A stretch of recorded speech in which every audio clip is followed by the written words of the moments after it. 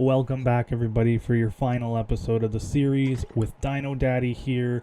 We just finished all of the cave runs, and this is going to conclude our cave series here. We are going in after the Alpha Broodmother. For the Broodmother boss fight, you actually need the artifact of the Hunter, the artifact of the Massive, and the artifact of the Clever. You will also need 10 Argentavis talons, 10 Sarcosuchus skins, 10 sauropod vertebrae, and 10 Titanoboa venoms. Me and Icehawk were actually really worried going into this boss fight. We did the beta Broodmother with 20k health Rexes and I think 600 melee Rexes. Unfortunately, it didn't seem to melt the boss as quick, but this time around we went the extra mile. We actually have Rexes sitting around 40k health and about 1000 melee.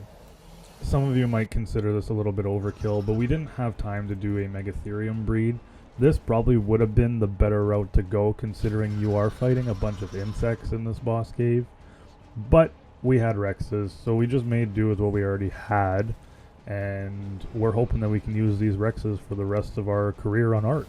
The Utyrannus here that I'm using is one that my tribe mate Dandalf has been effortlessly breeding. It is sitting at around 20k health. I'm not 100% sure of the stamina. I will put that in the comments below afterward. But I do hop onto it and I do give it a few courage roars here to get our Rexes primed and ready. And then I do make an attack call onto the Broodmother itself. As you can see, some Rexes actually don't go to the Broodmother right away. Some of them have a mind of their own and decide that they want to go everywhere but. This might take a few attempts, so I'd highly recommend maybe doing a practice run on Gamma just to get this going the proper way.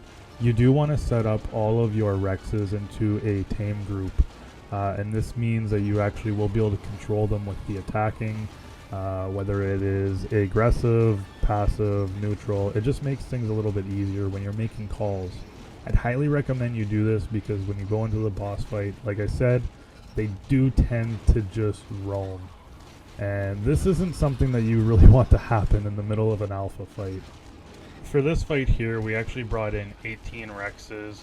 We brought in 1 Utyrannus and 1 Megatherium. I do have Icehawk riding the Megatherium just in case the ads start attacking the Utyrannus.